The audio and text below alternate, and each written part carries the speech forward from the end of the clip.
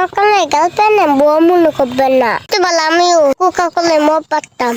যাও আমি পাগল বলছে তাও আমার মুছতেছে গুরু বাবা তো মাংসতে বেশি হয়ে গেছে। বাজারে তো মাংস বেশি দাম পাই গেছে, কিনবো না তো মাছ কিনলে